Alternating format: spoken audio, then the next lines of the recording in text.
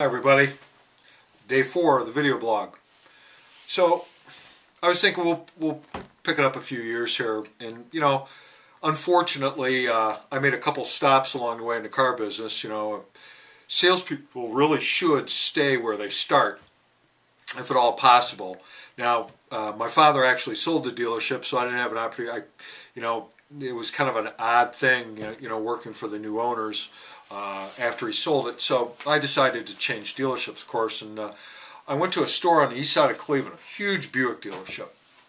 And again, the guy closest to me in age was probably 20 years older than me, and then they were 30, 40 years older than me at the time. I was the youngest one there. And they hadn't hired a salesman in a long time there, but the general manager knew my father, and I got connected that way, and he gave me a shot. I don't think he really wanted to, but he did. I had a horrible time, and I thought I was a big deal. Coming from this little country town down in Canton, selling Plymouths, selling 300, 400 cars a year. Coming up to Cleveland, I thought I'd just roll into it and do the same thing. And I was working with real pros, or I guess you'd call them pros. As the story goes on, you'll see maybe they weren't so professional as it turned out. But I had a tough time getting started. I was selling, 18, 20 cars a month, but there were guys there selling 40, 50, 60 cars a month.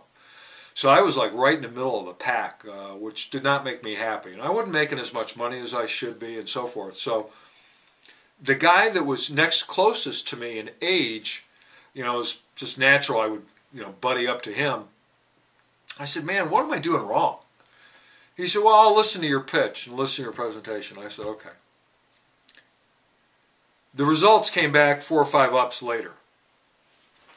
And he pretty much basically told me, he said, well, I know your problem. I said, well, what is it? He said, you got to lie to these people. He said, you're being too straight, too honest with them. That stuff might work down in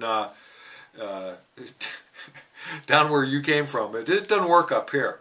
You got 11 Buick dealerships between you and here on the west side of Cleveland. He said, and they're going to take your number and they're going to shop it and they're going to all 11 stores and then they're going to hit them on the way back. If you're not the cheapest, you're not going to get the deal. I said, well, how do you do that? He says, it's called a low ball. I said, a low ball? He says, yeah, you give them a price that they can't buy at.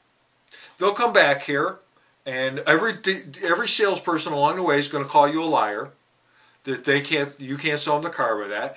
Curiosity will kill the customer. They'll come back to buy it at the price that you gave them, which is a lie. And at that point, you say, folks, I lied to you. You can't buy it for that. Now, one of two things is going to happen. They'll get mad, and they'll either leave, or they'll be so tired from all their car shopping, they don't want to go through it again, and they'll pretty much come together and fall together for you and just say, well, what can you sell it for? And at that point, you give them a legitimate price, you make a profit, and sell the car. I said, really? He said, yeah, this is true. Also, he said, I noticed when you do, and we ordered a lot of cars there, special orders. He says, I noticed when you were sitting with some people and you were going over the brochure on what they wanted for the car, you would go down the list and say, do you want this? And they'd say, yeah, and you check it off. Do you want this? Do you want that? Do you want this? Do you want that? And then ultimately, you got to give them a price. Well, the price is always going to be too high because you've loaded up the car. You got Godzilla the car there. He said, only ask them how they want it equipped. What's the basic equipment do you want on the car? I said, yeah, what if they forget something? Well, then they forget it. What if they forget air conditioning? Because back there, air conditioning wasn't standard on all cars. Then you call them back later and bump them after they've already bought the car. I said, wait a minute. So we order a car knowing that people want air conditioning or figure they want air conditioning. They just don't know it's not standard on this model.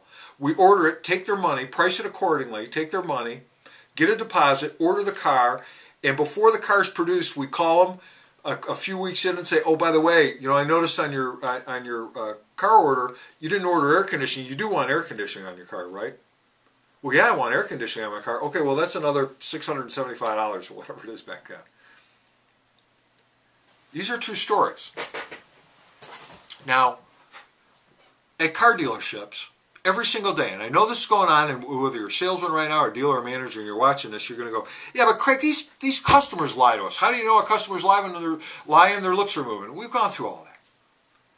Where did it start? And how much do we have to do with that horrible situation? I mean, these are real. I'm not making this stuff up. This is how we sold cars. Now, in any sane person's thought process, if we did that to a customer today, A, we'd get sued for it, and rightfully so. But, you know, who starts the line? You know, I don't know. Was it the customer? Well, I don't know. Who cares? Who can stop it? We can stop it as salespeople, as real professionals. We don't have to go that way.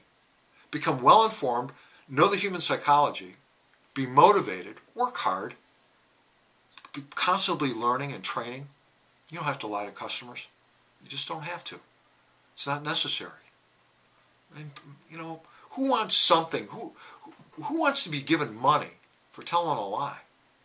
I mean, certainly you don't want to teach your kids that. You don't want your parents knowing you do something like that for a living. Well, it doesn't have to be done. And I hope you find a better way to do it. And I hope you take every opportunity to get additional training online, on our site, other sites, read books, go to training seminars, everything that you can get your hands around. This can be a great, great profession for you. And you don't have to lie. Thanks a lot. We'll see you in the next video.